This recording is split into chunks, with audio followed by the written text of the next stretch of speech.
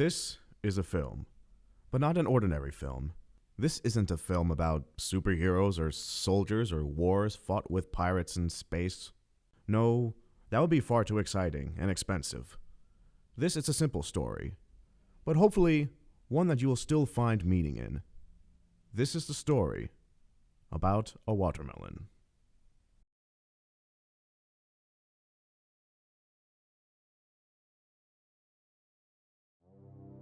What is this?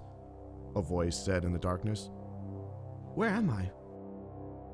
What am I?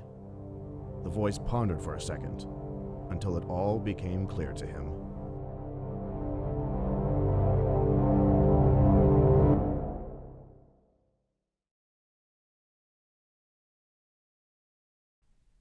Am I a watermelon? How is this possible? I could have been anything in the world, but a watermelon? The watermelon seemed very confused. It's not every day you wake into existence as a fruit. No, thought the watermelon. This can't be real. This can't be me. I must be having a strange dream, or I've taken too many drugs and I'm having a hallucinogenic experience. No, this can't be true.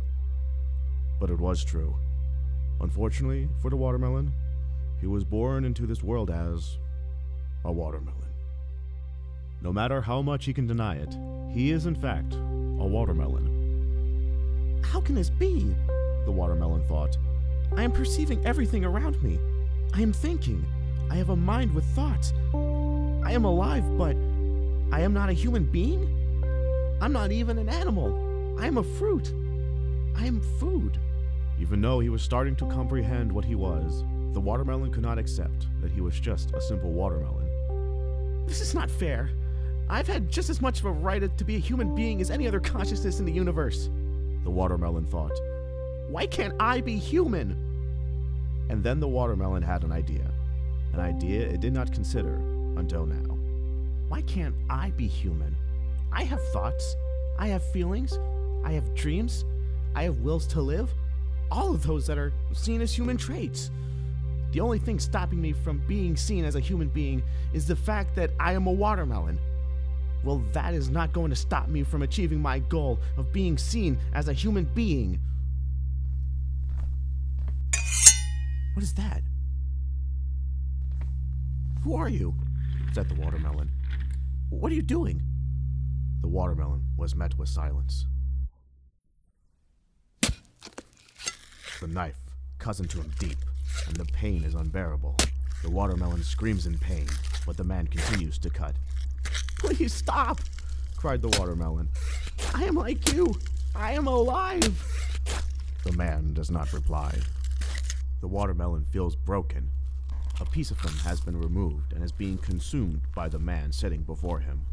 I must stop this, the watermelon thought. I will not die on this kitchen table as this man's food. The watermelon begins to scream. Hello! Do not be afraid. I am a talking watermelon. I do not wish to harm you. I only want to be your friend. The man does not say anything. In fact, he hadn't even noticed the watermelon trying to communicate with him.